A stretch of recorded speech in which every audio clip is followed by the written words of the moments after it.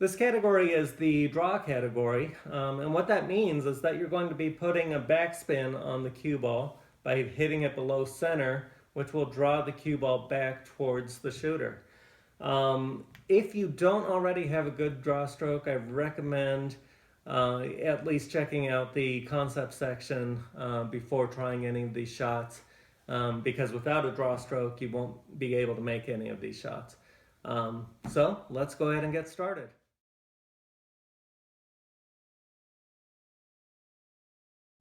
Okay, here's the setup for shot 1A. What I'm going to do is start with the 4. It goes deep in the corner pocket. For the cue ball, I'm going to lay my cue across the head string and put my cue ball 2 balls away from the rail.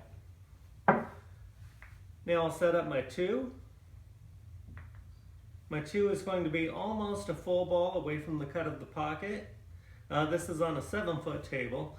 On a 9-foot table it will be 1 ball from the pocket, or even a little bit more than 1 ball from the pocket. But let's start almost 1 ball from the pocket because this is a 7-foot table.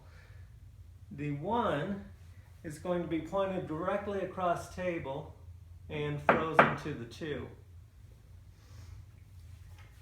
Before I set up the 3, I'm going to set up my aiming point. And what I'm going to do is just lay my cue halfway between the cue ball and the 4, pointing directly at the center of the 1. I'm then going to turn my 1 so that the number 1 itself will point directly towards the cue. And that's going to be my aiming point for the shot. For the 3, I'll take my cue, hook it on the corner. You can do that on a 7-foot table. You can't on a 9. You'd have to eyeball it on a 9-foot. And it's frozen to the 1.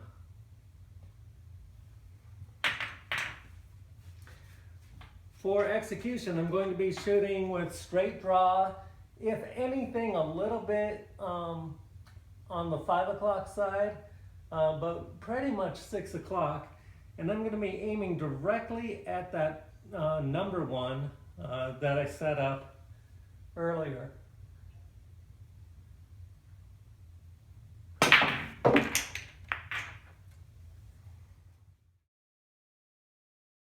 Shot 1B is a great draw shot. Starts with a pretty easy premise. The 1 goes deep in the corner. The cue ball goes frozen to the rail on the 2nd diamond. That's not much of a trick shot. Just about anyone could make that shot. So what we're going to do is make it a little harder. We're going to set up a blocker ball on the 3rd diamond and the 2nd diamond intersection. And we're going to set up a 2nd blocker frozen to it on the 2nd diamond line towards the 1 ball. The final blocker is going to be frozen to the cue ball along the 2nd diamond. So, how we're going to make this shot is we're going to shoot into the rail. That will compress the cue ball into the rail before it goes down table. Once it gets about here, the draw is going to take and force the cue ball to curve over and make the 1. I would adjust this shot with speed primarily. So if I end up hitting these 2 balls, I've hit too soft. If I end up hitting this long rail I'm missing, I've hit too hard. So my cue goes over the 1st diamond. This is a draw stroke, medium, medium, soft.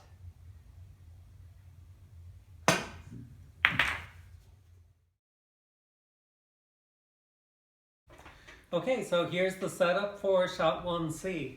We're going to start with the 4 ball directly in the side pocket, centered on the side pocket. We're going to bring the cue ball and temporarily set it up also in the center of the other side pocket. The requirement for the 1 is that it's on the 1st diamond line. And we're going to want it to be absolutely in line with the cue ball and the 4. So the line of center from the cue ball to the 1 to the 4 is a good straight line. For the corner balls, we're going to set up a setup ball here. The edge of the 11 is going to be right in line with the point of the corner pocket. And then we're going to lay a line directly through the center of that. And that's where we're going to line up our 2.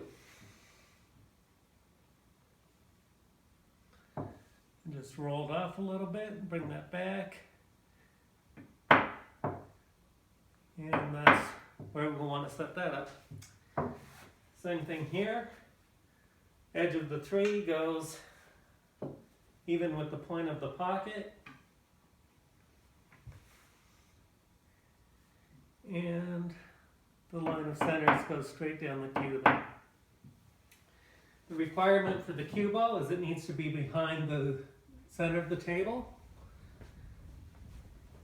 And again, you're going to want the cue ball to be in direct line with the 4 and the 1.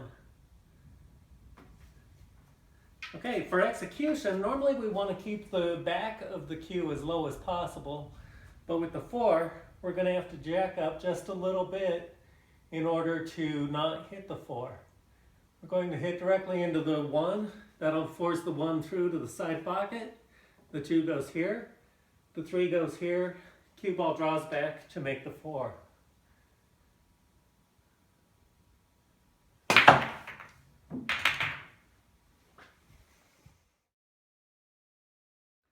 So we're actually going to start learning the draw shot by learning a stop shot first.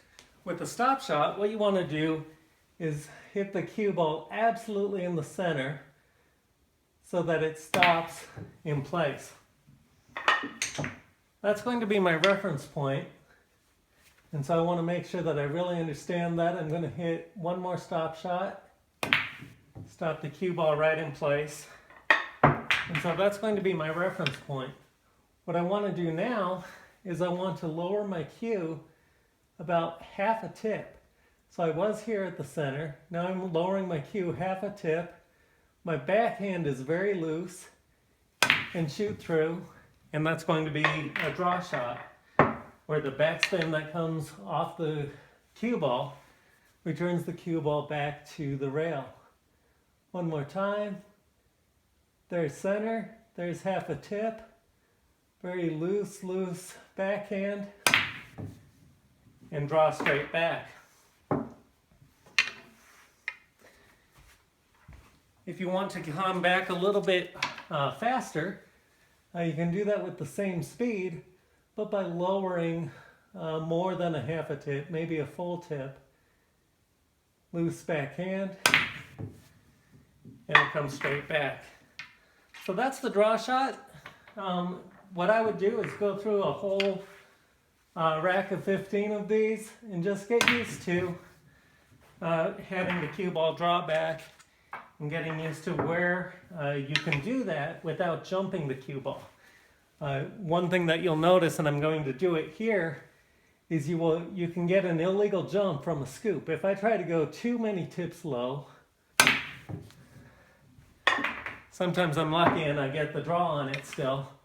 But if I go too many tips low, I can end up actually scooping the ball up in the air.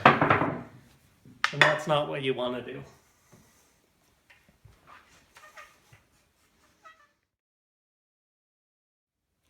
In artistic pool, you're allowed to flip any shot and shoot the mirror image of that shot. That can come in handy sometimes, especially in shots like this. This is 1A, and 1A, this left-hand side with the stripes, is what's actually diagrammed.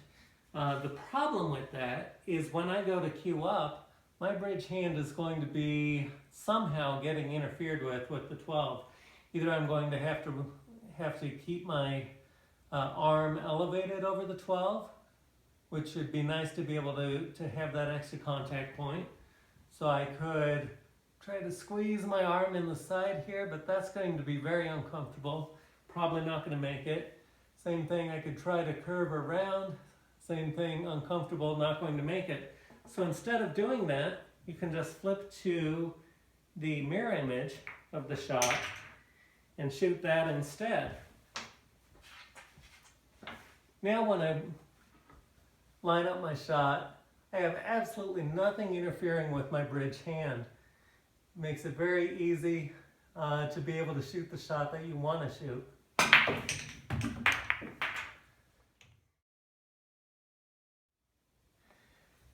By far the most difficult part about making this shot is drawing the cue ball off the 1 to come back to the 4. And so what I like to do is set up a target for myself. Unfortunately, the 1 has a great target with the stripe of the number 1 itself.